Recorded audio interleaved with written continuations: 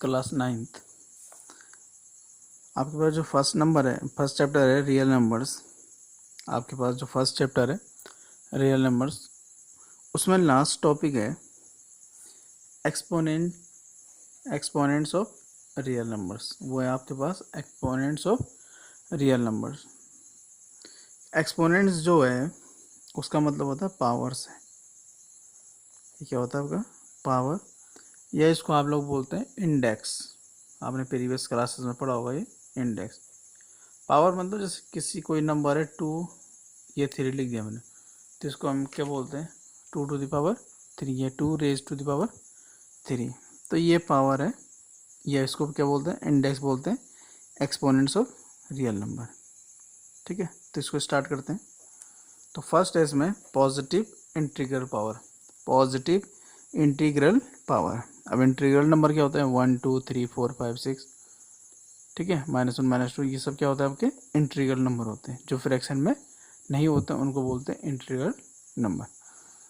तो इसमें क्या होता है for any real number a, for any real number small a, आपके पास कोई एक रियल नंबर है small a and a positive integer n, और एक कोई पॉजिटिव इंटीजर है एन, यानी कि 1 2 3 4 5 कोई भी पॉजिटिव इंटीजर है। We define a to the power n, we define a to the power n as, तो अगर कोई आपके पास एक रियल नंबर है और एन के आपका पॉजिटिव इंटीजर है, तो हम ए टू द पावर अगर एन कहीं लिखा होगा तो उसको हम लोग डिफाइन करेंगे एज, ये आपके पास a to the power n है is equal to a into a into a into date radius into a. तो कितने टाइम ए को हमने क्या किया मल्टीप्लाई किया, लेकिन कितने टाइम मल्टीप्लाई किया एन टाइम मल्टीप्लाई किया, या फिर ए के कितने फैक्टर आ जाएंगे एन फैक्टर आने वाले, ए के कितने फैक्टर आएंगे एन फैक्टर आएंगे, यानी कि हमने ए को कितने टाइम्स मल्टीप्लाई कर रखा है एन टाइम्स। ठीक है, तो इसमें a to the power n is called the nth power of a. तो जो a to the power n है is called the nth power of a, उसे ए की क्या बोलेंगे एन पावर बोलेंगे। द रियल नंबर ए, इसमें जो a to the power n है आपका, ए टू द पावर कितना आपका एन, तो ये जो ए है आपका दिखाई दे रहा है आपको ए, ये जो ए है a is called the base, a is called the base. तो ये जो ए है इसको हम लोग क्या बोलेंगे बेस।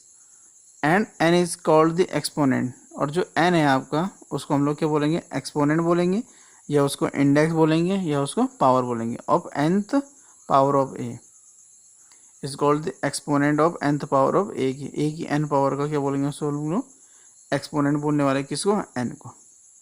ठीक है, तो ये था आपका पॉजिटिव इंटीग्रल पावर। एग्जाम्पल के थ्रू समझते हैं।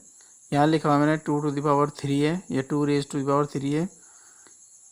इसका मतलब ये होता है कि 2 को 3 टाइम्स मल्टीप्लाई किया गया, 2 को 3 टाइम्स मल्टीप्लाई किया गया है।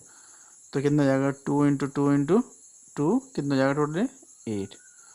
सेकेंड है 3/2 होल पावर कितना है आपका 3, इसका मतलब 3/2 को कितने टाइम्स मल्टीप्लाई किया गया 3 टाइम्स, तो ये जाएगा 3/2 इंटू 3/2 इंटू 3/2, 3 3 जा 9, 9 3 जा 27, 2 2 जा 4 2 जा 8। फ्रैक्शन का जब मल्टीप्लाई करते हैं तो नोमिनेटर नोमिनेटर के साथ मल्टीप्लाई होता है, डिनोमिनेटर डिनोमिनेटर के साथ क्या होता है मल्टीप्लाई। थर्ड है 4/3 into whole power 2, 4/3 whole power कितना आपका 2 है, तो इसको लिख देंगे 4/3 इंटू 4, यानी कि 4/3 को कितने टाइम्स मल्टीप्लाई करना 2 टाइम, तो 4 4 जा 16, 3 3 जा 9। तो ये हो गया आपका पॉजिटिव इंटीग्रल पावर। ये कुछ एग्जाम्पल थे। इसमें एक नोट है for any non zero real number ए जो है आपका कोई भी नॉन जीरो रियल नंबर है, यानी कि वो जीरो नहीं होगा। We define a to the power 0 equal to 1, तो अगर हम उस ए की पावर कितना कर दें 0 कर दें तो किसके इक्वल होगा 1 के इक्वल होता है। यानी कि अगर किसी भी इंटीग्रल या किसी भी रियल नंबर की अगर हम लोग कोई भी आपके पास नॉन जीरो रियल नंबर है तो उसकी जो पावर करेंगे उस कितना आएगा किसके इक्वल आएगा 1 के इक्वल आएगा। Thus we have 2 to the power 0 1, 3 to the power 0 वो भी 1 हो गया, 3/4 की होल पावर 0 ये भी कितना हो गया आपका 1। तो कोई भी नंबर उसकी वैल्यू कितनी आने वाली है आपके पास 1 के इक्वल आने वाली है। उसके बाद नेक्स्ट आता है आपका ये पॉजिटिव इंटीग्रल पावर था। अब है आपके पास negative integral power, negative integral power. तो for any non zero real number, for any non zero real number a, कोई भी एक नॉन जीरो रियल नंबर है a and a positive integer है, और एन कोई क्या है पॉजिटिव इंटीजर है, वी डिफाइन, तो आप क्या डिफाइन करेंगे a to the power minus n, a to the power कितना माइनस एन है, इज इक्वल टू इसको लिख देंगे 1 a to the power N.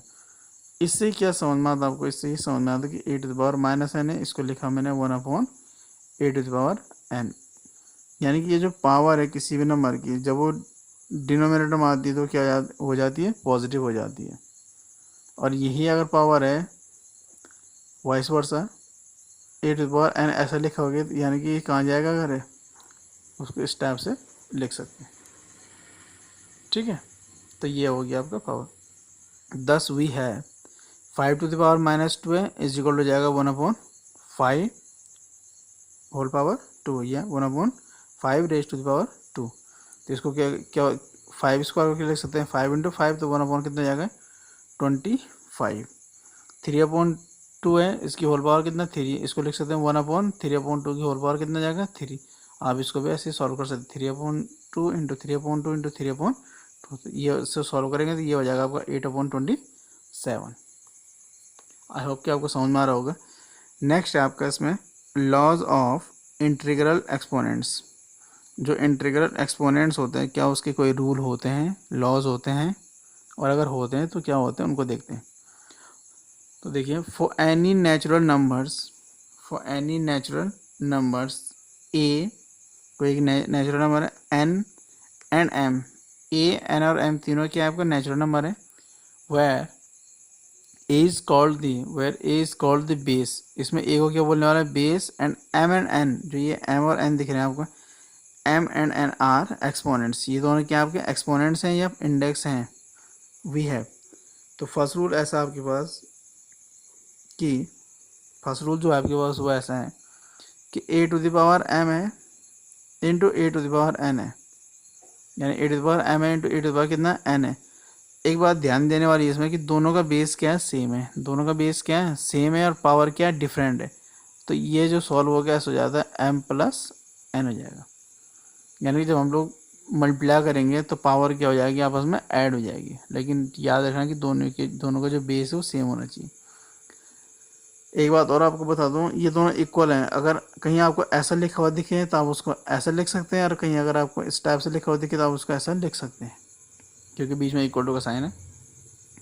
Second है a to the power m whole power n, a की power कितनी है M है और होल पावर कितना आपका एन है, तो इस इक्वल हो जाएगा a to the power m n, ये इसके साथ क्या हो जाता है मल्टीप्लाई हो जाएगा, यानी कि क्या बोला मैंने ए टू द पावर एम है, ये एन है तो आप इसे क्या लिख सकते हैं एम एन लिख सकते हैं। इसी को कभी कभी जो ये था इसको आप ऐसे भी लिख सकते हैं ए टू द पावर एन और होल पावर कितना एम, तो तब भी ये कितना हो जाएगा आपका एम एन ही होने वाला है।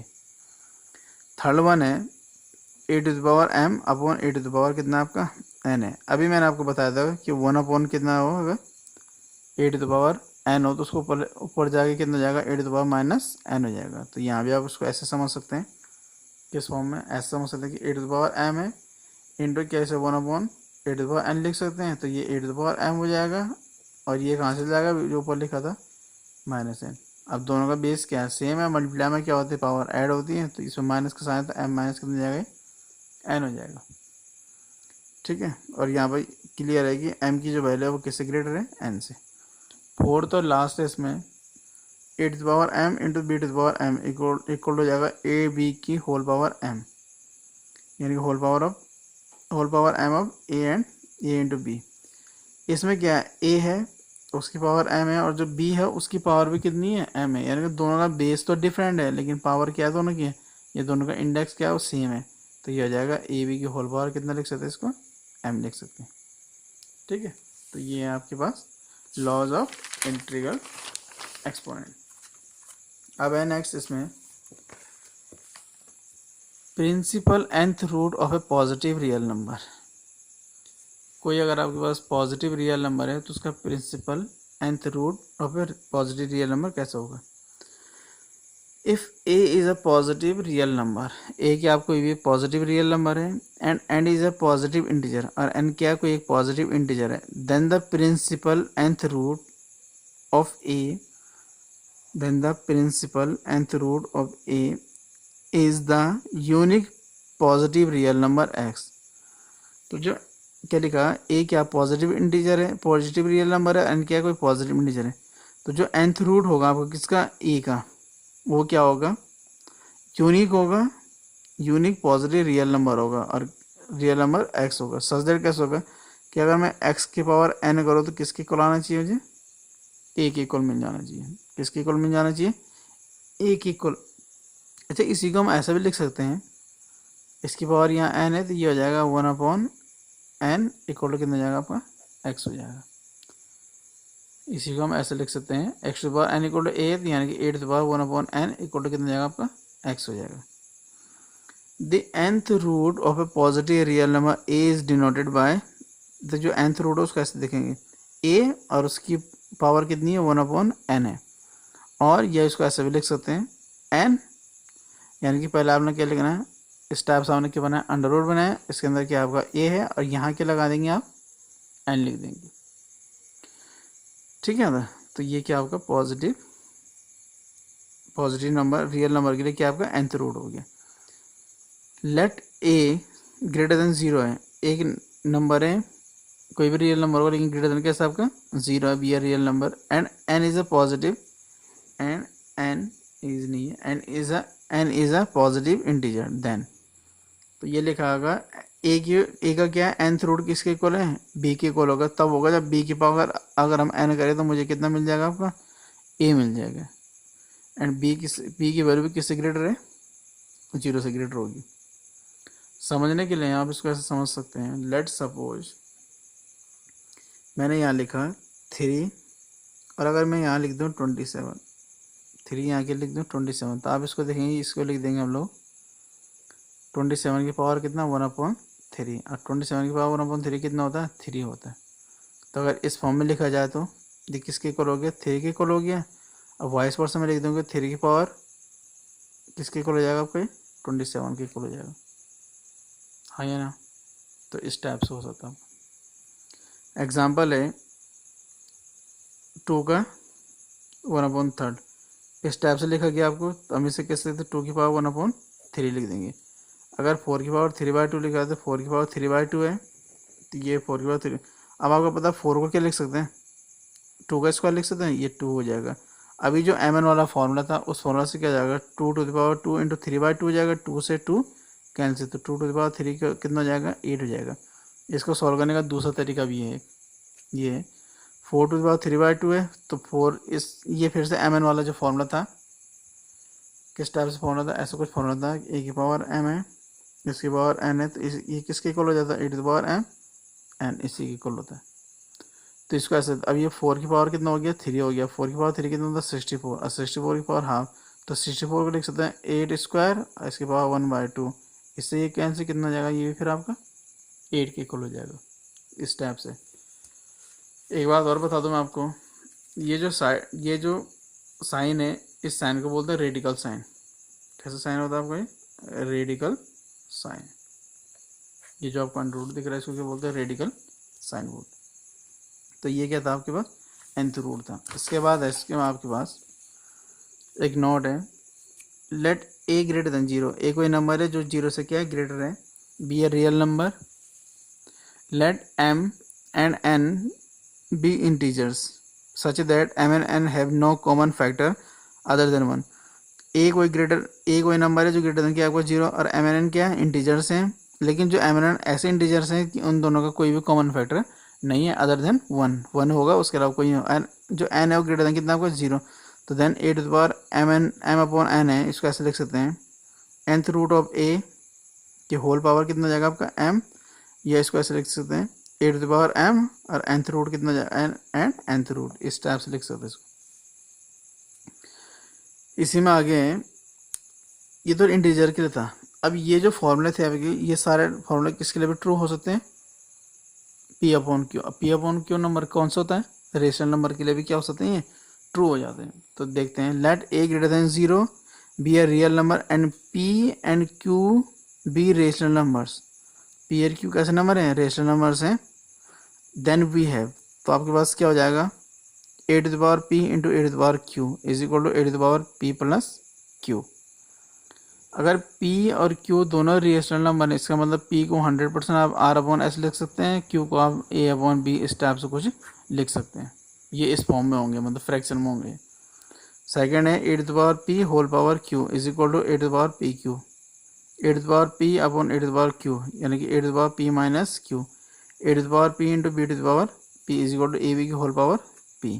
आपको ये p q लग रहा होगा, इनको देख के आपको ये लग रहा होगा कि सर ये तो सेम वही फॉर्मूला होगा जो हमने किसके लिए पढ़े थे, a to the power m into a to the power n के लिए पढ़े थे, a to the power n plus n।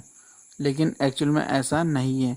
p क्या है, रेशनल नंबर है, q भी क्या आपका रेशनल नंबर है। अगर p रेशनल नंबर है इसका मतलब 100% p किस फॉर्म में होगा, p अपॉन q के फॉर्म में होगा या a अपॉन b के फॉर्म में होगा। ऐसे ही क्या होगा, q होगा। यानी कि अगर मैं समझने के लिए एग्जाम्पल के थ्रू अगर आपको बताऊँ, एक एग्जाम्पल लेके, जैसे 2 की पावर 3 हो जाएगा यहाँ पे, और यहाँ 2 की पावर कितना जाएगा 1 अपॉन कितना लिख दें 6 लिख दें। ये हो गया आपका एक क्वेश्चन, और आपको बोल जाएगा फाइंड द वैल्यू, फाइंड ये सॉल्व करना है इसको।